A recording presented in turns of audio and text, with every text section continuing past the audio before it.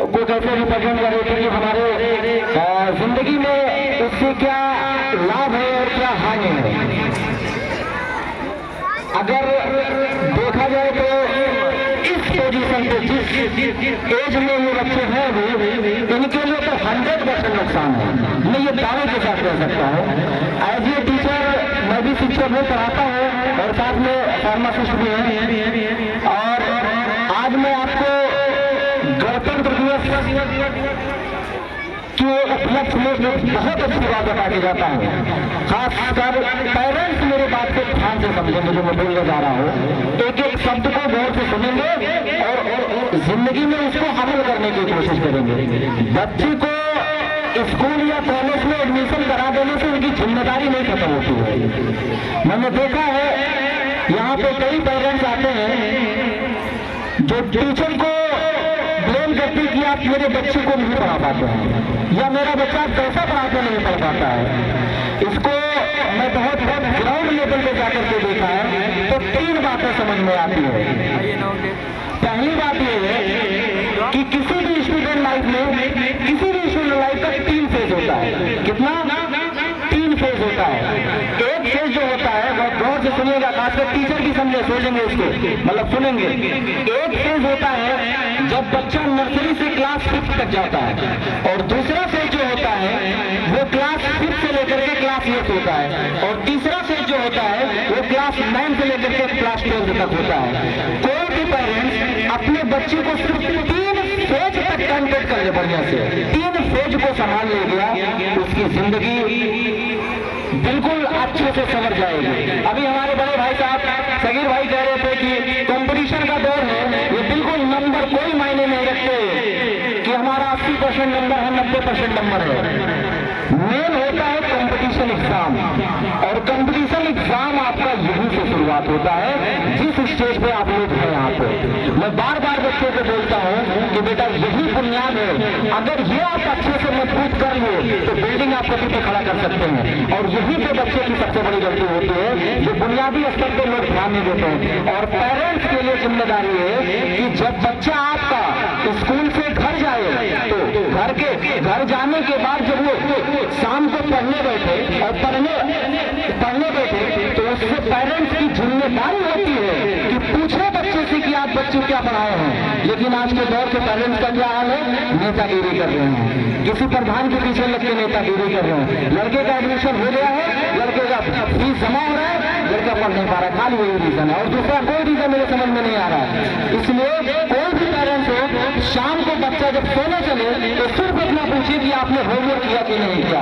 और हफ्ते में 1 दिन 2 दिन आप 10 दिन में एक बार इसी रास्ते से गुजरते होंगे, आप कॉलेज में रुकिए और सर से पूछिए क्या मेरा बच्चा होमवर्क करके आ रहा है कि नहीं आ रहा है। और करके नहीं आ रहा, आप ज्यादा नहीं 1 दिन 2 बार 3 बार अगर आप पूछ लेंगे ना, बच्चे की दिमाग में आ जाए कि नहीं, तो पेरेंट्स आते हैं, बाप आता है पूछता है कि होमवर्क किया नहीं किया, अगले दिन डांट पड़ेगी। 1 दिन 2 दिन में 2 बार पूछेंगे, तीसरी बार से लड़का अपने आप करना शुरू कर देगा। और बच्चा है धीरे धीरे एक बार अगर उसका मन लग गया पढ़ने में तो फिर आपको ज्यादा मेहनत नहीं करना है। और दूसरी बात ये है कि ये बहुत बड़ी बात है कि ये सोचना चाहिए इंसान को, जो गांव के इसमें ठीक ठाक लोग हैं गांव के, जिनको लोग कहते हैं कि नहीं आप यहाँ पैसे वाले हैं, पैसे वाले हैं, उनको अपने गांव की जिम्मेदारी रखना फर्ज है और ये ईमान का एक हिस्सा है।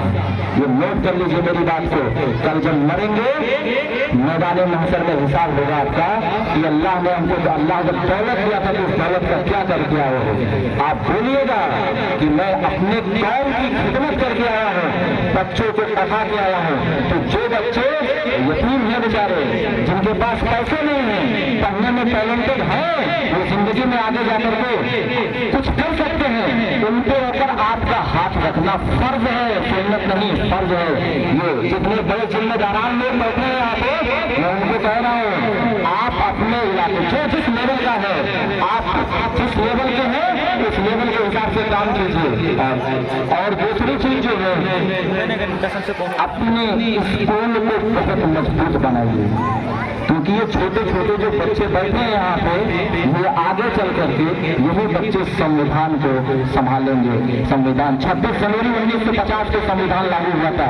ये संविधान हमें सिर्फ अधिकार, लोकतांत्रिक देश नहीं बनाता है, बल्कि उस पर अमल करने का वक्त है। और दूसरी जो सबसे बड़ी चीज है कि मैं भी देख रहा था कि लगभग जितने बच्चे बैठे हैं सबके पास मोबाइल हाथ में था। ये मोबाइल इस स्टेज पे बच्चों के लिए बहुत खतरनाक है। शाम को क्या करते हैं बच्चे, मोबाइल चलाना लगते हैं, जब उनके पढ़ने का वक्त होता है वो सो जाते हैं। और दूसरी बात जो सबसे बड़ी इम्पोर्टेंट है कि क्लास 8 में जितने बच्चे पढ़ रहे हैं वो आने वाले 2 महीने के बाद, 2 या 3 महीने के बाद, अभी सगे भाई साहब यूनिवर्सिटी का नाम ले रहे थे, अलीगढ़ मुस्लिम यूनिवर्सिटी और जामिया मिल्लिया का फॉर्म निकलेगा, एडमिशन टेस्ट वाला फॉर्म, उसको डाल के और खूब मेहनत करके उसको कंपटीशन को फाइट कीजिए और निकाल के सेंट्रल यूनिवर्सिटी में एडमिशन लीजिए। और वहाँ आपकी फ्री ऑफ कास्ट हर चीज की पढ़ाई होती है, चाहे वो यूपीएससी तैयारी हो, चाहे वो IIT जेईई की तैयारी हो, किसी भी फील्ड की तैयारी हो।